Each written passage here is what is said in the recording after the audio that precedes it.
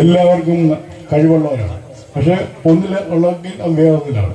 നമ്മുടെ ശരീരത്തിലെ അവയവം പോലാണ് കഴിവുകൾ, അല്ലേ? ഇന്നലെ ഇവിടെ പാടിയപ്പോൾ നമ്മുടെ ക്ലാപ്പറമ്പിലെ രാജലക്ഷ്മി നല്ല പാട്ട് 2-3 ഇവിടെ പാടി. അപ്പൊ ഞാൻ പറയുമായിരുന്നു, പഞ്ചായത്തിലെ പരിപാടി ഉള്ളപ്പോൾ അവിടെ പാടുമായിരുന്നു. നല്ല ഇതിലിവിടെ പാടിയതിനെക്കാട്ടും നല്ല പാട്ടാണ് അവിടെ പാടി. അപ്പൊ അതേലും ഒരു പാട്ട് പാടണമെങ്കിലേ പറയുമായിരുന്നു. അപ്പോൾ അവൾ പാടിയപ്പോൾ അത് 2 മാസം അല്ലെ 3 മാസം 4 മാസം കൂടിയിരിക്കുമ്പോഴാണ് ഒരു പ്രാവശ്യം പാടുന്നത്.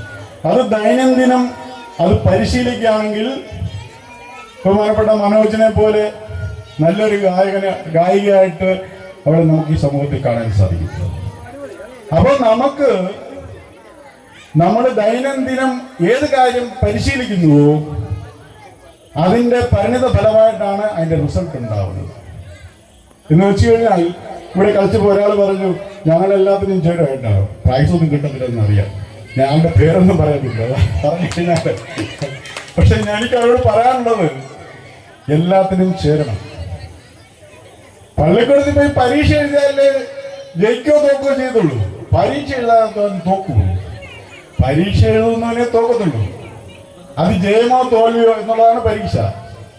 എന്ന് പറഞ്ഞതുപോലെ നമ്മുടെ ശരീരത്തിലെ അവയവങ്ങളെല്ലാം അങ്ങനെയാണ്. ഞാനിപ്പോ സംസാരിക്കുമ്പോൾ എന്റെ 2 കൈയിൽ ഒരു കൈ എപ്പോഴും മൈക്ക് പിടിച്ചു നിൽക്കാൻ പറ്റുമോ? പറ്റത്തില്ല. കൈ കഴിക്കുമ്പോൾ അടുത്ത കൈ പിടിച്ചു പറ്റുള്ളൂ. അതുകൊണ്ട് വലത് കൈയാണ് നല്ലത് എന്ന് പറയാൻ പറ്റുമോ? പറ്റത്തില്ല. ഞാൻ നടക്കുമ്പോൾ 2 കാലുണ്ട്. ആദ്യം ഒരു കാലം മുന്നോട്ട് വെച്ചാൽ ആ വലതുകാലാണ് കേവൻ എന്ന് പറയാൻ പറ്റുമോ? ഈ വലതുകാലം വീണ്ടും മുന്നേ പോകണമെങ്കിൽ ഇടതുകാലം വീണ്ടും മുന്നേ വരണം. വേണ്ടയോ? അപ്പൊ നമ്മുടെ കാലുകള് ഉദാഹരണമായിട്ട് നമ്മുടെ മുന്നിൽ നിൽക്കുകയാണ്. അപ്പൊ ഒരിക്കലും തോൽവി ഒരു പ്രശ്നമേ അല്ല. തോൽക്കുന്നിടത്താണ് വിജയമുള്ളത്. ഒരു തോൽവി എന്തുകൊണ്ടാണ് ഉണ്ടായത് എന്ന് പഠിച്ച് അടുത്തത് വിജയിക്കാനുള്ള ശ്രമത്തിലേക്ക് നമ്മൾ കിടക്കുമ്പോഴാണ് നമ്മുടെ ജീവിതം പൂർണ്ണതയിലേക്ക് എത്തുന്നത്. അതുകൊണ്ട് ഈ ഓണത്തിന്റെ സന്ദേശം ഇത്രയൊക്കെയാണ് എനിക്ക് പറയുവാനുള്ളത്. അത് അടുത്ത ഓണത്തിന് നമുക്ക് വീണ്ടും കാണാം എന്ന് മാത്രം പറഞ്ഞുകൊണ്ട് നിങ്ങളുടെ എല്ലാം അനുവാദത്തോടുകൂടി എല്ലാവിധ ഓണാശംസകളും അർപ്പിച്ചുകൊണ്ട് ഞാൻ നിർത്തുന്നു. നന്ദി, നമസ്കാരം.